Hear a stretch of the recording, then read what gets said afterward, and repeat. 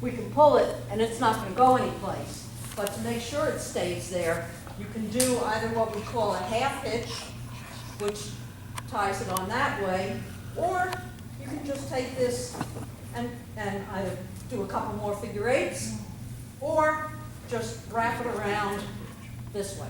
So you have a choice of basically three things, and that's going to keep your boat at the dock.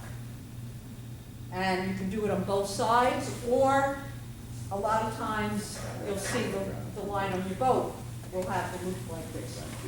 But you really want to make sure that you've done the full round turn as well as your figure eights. And then what you decide to do here is whether you're going to do more.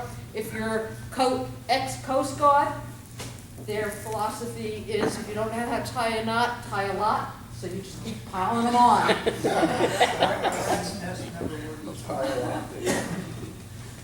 So that's one of your primary ones. Another one that you want to look at is putting out fenders or bumpers so that when you bring your boat to the dock that you're not smashing in and affecting the fiberglass, because not every dock has got the what we call rub rails around it. So you want to put a fender on it. Now, basically, Roger's going to be a fender. Roger's a fender. So we have a fender. This is the side of the boat, and this is the railing. We're going to do what's called a clove hitch. You're going to bring the line over. You're going to crisscross it on this side and put your line through it. So it looks like this. It's easily adjustable so that if we had to raise the fender, I can go here. If I had to lower the fender, I can go here. Now, if I'm going to leave the boat for a while, this could potentially, as the seas go up and down, start loosening and coming out. And the next thing you know, your fender's floating off into the Gulf of Mexico. So all you need to do is come around and do a half hitch. Now it's not going to go anyplace. You did say fender, not a fence, A fender, right? Okay. like Freddie Fender in the guitar. If anybody's old enough to remember that. Yes, Bob? What if I have, most of the ropes and lines we have on our boats have a loopy end and a free end. So which end do I keep on the boat?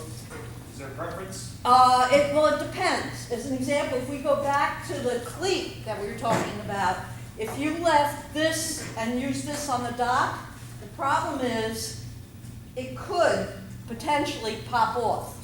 Whereas if you put it on your boat, especially, well, this one we may be able to fit it through. And that's called going That for the won't log come set. off. That'll stay there, but if you want to get away quickly, it's not a real easy way to do it. It's called a what? Lark's head, Lark's head. like the bird with the head. So, and that depends on your cleat. A lot of people don't have cleats with the holes down there. The main idea is to get the weight and the heaviness of the boat around this base. That's why I said before we make a full round turn. So it really depends what you're doing. If you do something like if you're helping as a Good Samaritan or as a crew member and you're going to tow somebody, you want to give them the loopy end because they don't know enough how to tie a cleat. So the last thing you want to do is try to pull their boat in a tow when it's going to pop off because they don't know how to tie a cleat properly. So you take that away from them by just telling them, lay it on here, and we'll tie it on our boat because we know what we're doing now. Right. So, in answer to your question, it varies and it depends on the circumstances. The king of knots, as it's nicknamed, is the bowline. Problem with me demonstrating the bowline to you is I'm a lefty. I don't know how to tie it as a right-handed person, so we'll do it as a lefty, okay? You want to do is you want to get this. Anybody here who's a Boy Scout or was a Boy Scout or Girl Scout?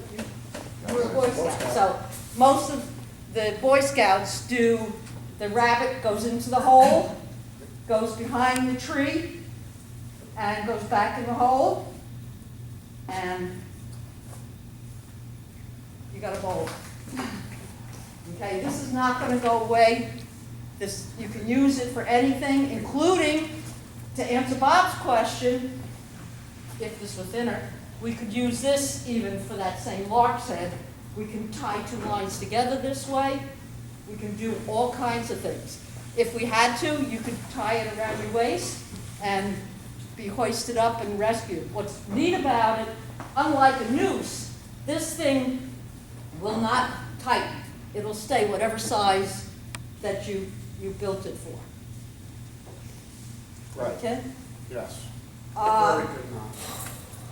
And here's two different size knots, lines. Okay. When we do in reality, when we're out on patrol, as an example, if Bob's out or if you're going to be out on your new boat now, one of the things we train for is a lot of times we're going to tow people who are in trouble. I mean, that's what we yearn to do. As a matter of fact, Station St. even rewards us for it. Well, our tow lines are kind of heavy. And to get the tow line over to the boat that's disabled, very often it's so heavy that you've got to be this close to it. And it's dangerous to get that close to the other boat. So instead what we do is we use what's called a heaving line or a messenger line, where it's a lighter line, usually it has a ball on the end of it or some other gentle weight, and we'll attach that to our tow line and let us throw the whole thing. So, assuming this is, the lines aren't the right sizes for it, but we can do it anyway. Assume this is our tow line, and usually our tow line has a bowline in it, or has a bowline in it, or a splice. I don't know what that is. So now this is the tow line that we want to send over so they can put on their cleat so we can tow them. But since it's so heavy, we can't get it over, we're going to use, may I take somebody's line in a minute? We're going to take this messenger line and we're going to tie what's called a Beckett bend. Okay? And that's real easy too. We come in through the back, we go around the back, we hook it here, and we have what's called a Beckett bend. Now, this was the messenger line. Normally they're much different in size. I can take this light line, I can send it all the way over. I was hoping to catch it. And then send it over to Jim on the other boat. He can now take it, we'll feed it out to him, and he can lay that right over his cleat. And that Beckett bend is also known as a sheet bend? Right. Okay. And I know the bowline Thank you. is also, there's another name for the bowline, is there not? King of knots. King of knots. Okay. That's just because it can be used for just about everything. There's a whole pile of other knots, but I don't think you need a whole night's lesson on knots. So that's, what I wanted to demonstrate was some basic knots that you'll be learning as you become boat crew or coxswain. And these particular knots are the bulk of what we know in knots. So there really isn't a whole lot more. Maybe another half dozen. One of the things I am working with Station San Key on is to try to schedule sometime this year a class on splicing. Because most of their bosun's mates at the station have to know how to splice. And I can teach 3-strand. That's not so difficult. I want them to teach us the double braided line. Yes. And back in my old days, when I was initially a coxswain, we had to actually do that, demonstrate doing the double braided. But then you can make all your own lines and your own loops. So I'm working on that, just to be open to everybody who wants to come down to the station and learn how to do it. Fantastic. Very good. Thank you very much, Karen. Thank you.